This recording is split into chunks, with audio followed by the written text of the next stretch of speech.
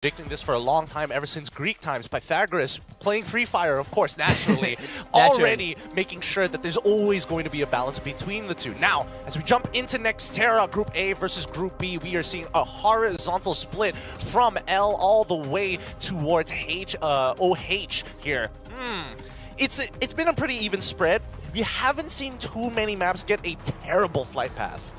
Which is, again, pretty unnatural to me, because we have been maybe it depends on the tournament. Conspiracy theories?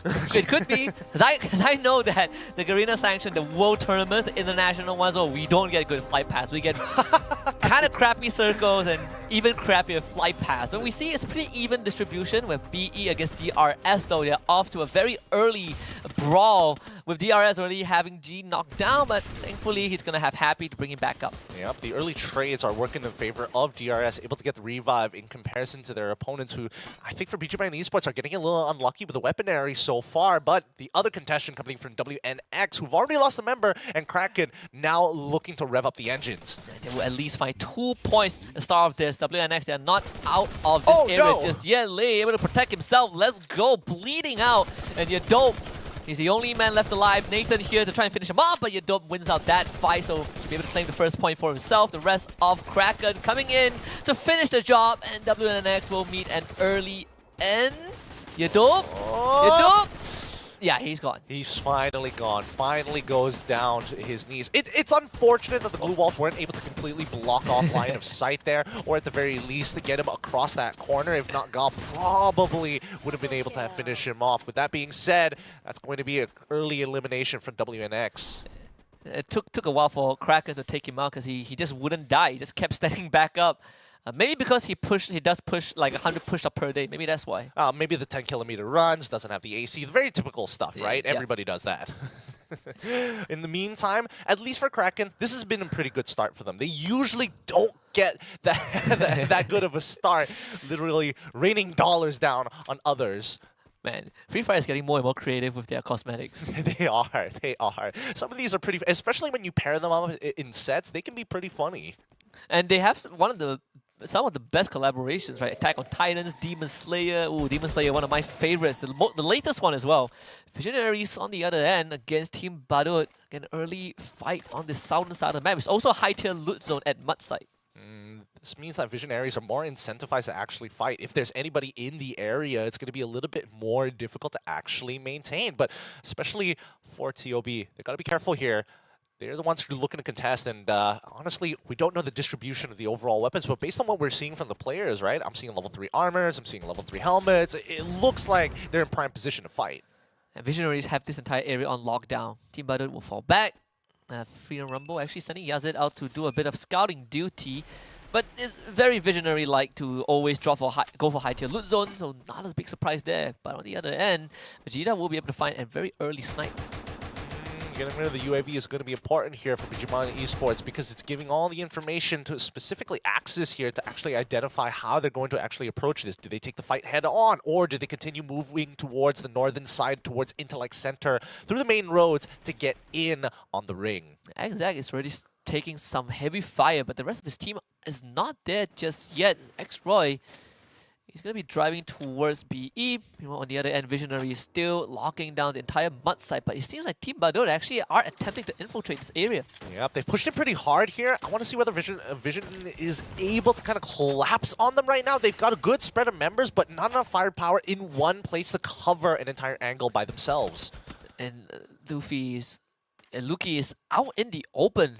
They actually have Toby cornered, flanked from multiple angles. Ego is trying to join up with Toby. Chessman, meanwhile, covering their flank, lovely positioning from Visionaries. And Toby himself will be able to clean up 2 members on the side of TB. 4 Eyes now is the only man left standing. Finally, a good punish coming in from Vision. I was already wondering whether Twix was actually going to get involved, but with a long flank here, it's going to be a quick, easy cleanup here for Visionaries as they take out Team Badut. Man, I'm very surprised that Team Badut actually decided to go go back in when they could just walk away, go to places like maybe Deca Square where there was no team at that place, and there's even a revival point.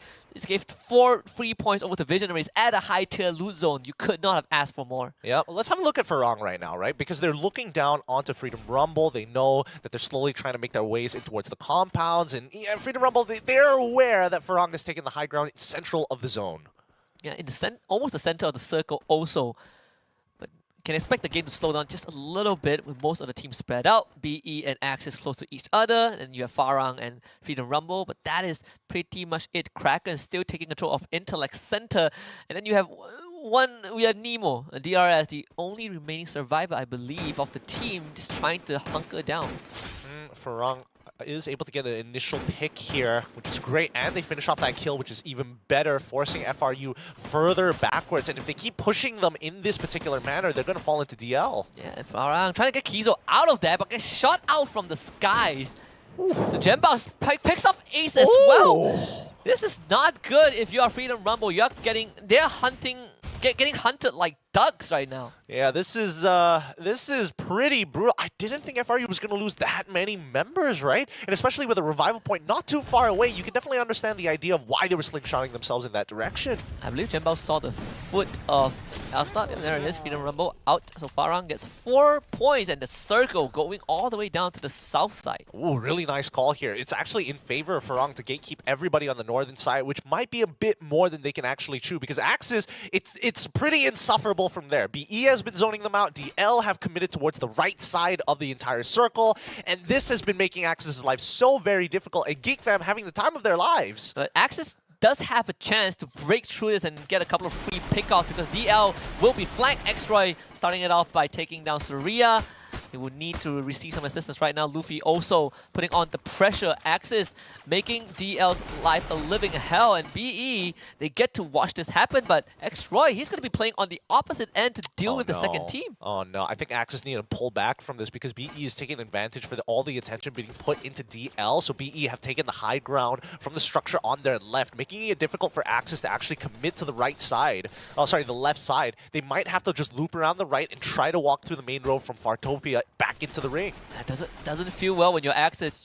DL actually walked away with the entire team intact, so Axis got nothing out of that, and they will have to deal with BE, who basically spread out the entirety of that stretch of road. So Axis now they are forced to deal with 2 teams at once. Yep, I think this is actually beneficial that DL is pulling back into the ring, right? Because eventually somebody is going to have to do something about DL, and Axis have to wait and bide their time. Farang scanned the left side towards the revival point POI, and therefore they know for a fact nobody is coming from there. They might spot out the slingshot coming in from Geek Fam on the western side, but for now, back to DL. BE actually making a very early move. They will catapult themselves into the circle, and now DL and Farang gets to...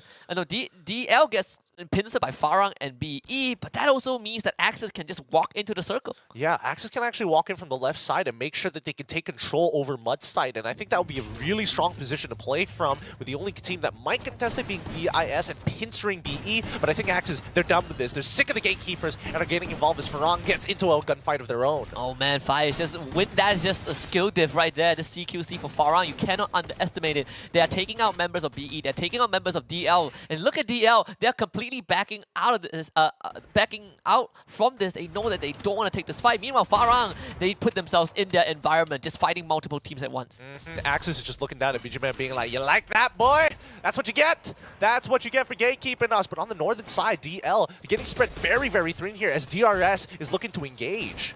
How is Farang going to deal with this though? 5 trees back into the building. BE getting all cornered inside one compound. What was that from Spain to take Snake out? They gotta have some glue wall to protect their teammate, but with that knock, Farang knows it's the green light to start pushing forward. And Jembao, what a rotation, gets the snipe and puts up a glue wall. This guy can do nothing wrong. Oh, he doesn't miss, he doesn't miss! He's just one-tapping people and letting his teammates finish off the kill. He finally goes down, but that's a huge man advantage for Farang is to protect Jembao and now start rotating in to actually commit to this compound with a shotgun. And BE doesn't even kill Jembao off. He gets picked back up, and Farang are just cleaning a house. BE with nothing left in the tank and only 1 man alive. He's gonna get swarmed. Beijingman Esports stood no chance. Oh my goodness, that was nasty. But now the ring has pulled more towards the southern side. I mean, Farang, they could easily rotate into it if they do it right now. Axis, on the other hand, is forced to move through Mudside to get back in. Kraken, one of them, Nathan, unfortunately dying to zone, but was able to actually get the rest of his members back up as they are looking to regroup once more. And they're ready to buy Unknown back in the event that he goes down to DRS, which is a high possibility, but thankfully there is that buy zone. So Kraken, they are just waiting for the opportunity, but Unknown, he somehow is still alive. I don't know how he does this. Meanwhile, DRS Nemo, he's trying to look for Unknown, but this is taking a bit long. Unknown now will get flanked, and Nemo finally drops him after so long, but he walks out of the circle into the blue. Not exactly what you wanted to happen, but Kraken suffering some unnecessary losses. I mean, they knew he was going to go down, but the worst part is that he didn't even secure the kill to get the free point. And now, VDR, VIS, currently in the middle of combat right now. They got to be extremely careful because they're one of the two teams being inside of the ring. It's difficult because VIS have a primary position. Their backs are clear. But if we're talking about VDR, Geek Fam are just waiting for them. They are just biding their time. DRS, Happy, and G, only 2 members left for the team. They can still kind of cut into the circle where the blip was at Decker Square, but I think Geek Fam already spotted them, so that is a no-go. Farang, meanwhile, again, will have to deal with multiple teams. Axis in a great spot. After all the gatekeeping, they finally secured themselves a really good spot as Farang getting some good shots in.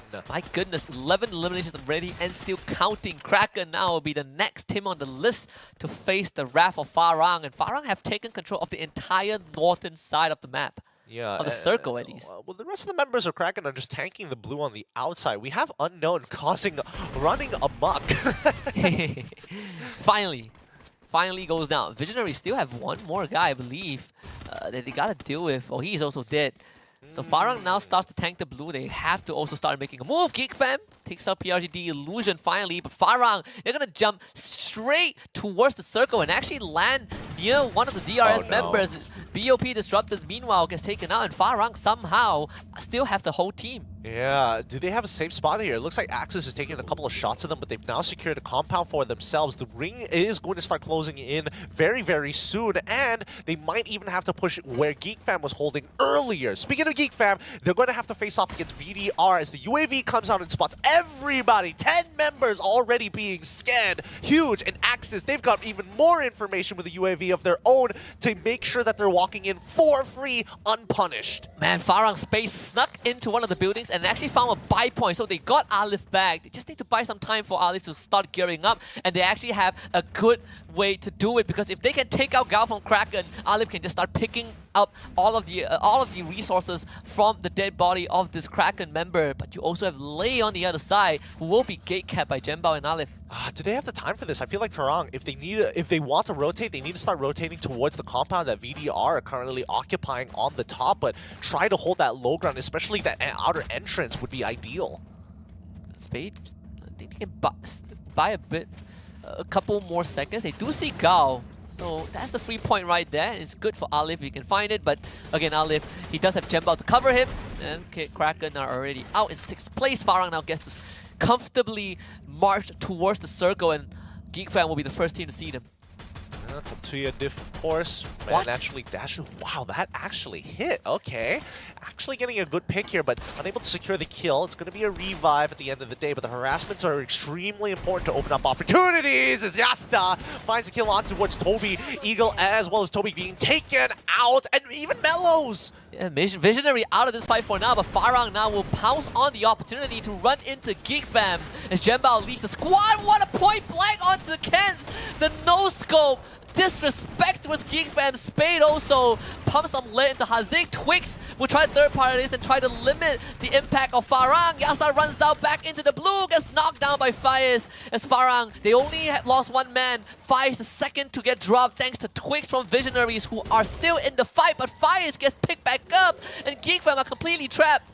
Yeah, this has been an ideal position. They're forcing Geek Fam inside that structure with too many glue walls to actually melt away. It's going to take too much time, especially with Axis looking over their shoulders, and Visionaries are still in this. They have one of their members still alive on the outer side of the ring.